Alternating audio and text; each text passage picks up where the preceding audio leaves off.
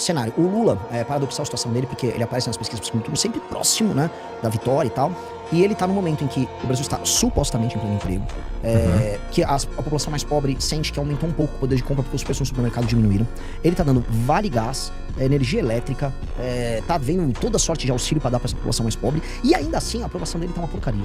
O cara tá assim, fazendo tudo, gastando tudo que ele pode de capital político. Os adversários políticos dele são horríveis, dando todas pra ele e ele não consegue subir. E por que não consegue?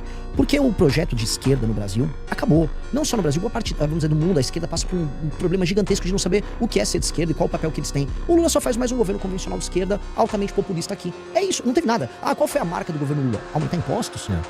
Dar um vale gás? É isso? Pra mesma pessoa que recebia dos mesmos autores de Bolsa Família, temos agora vale gás. É isso.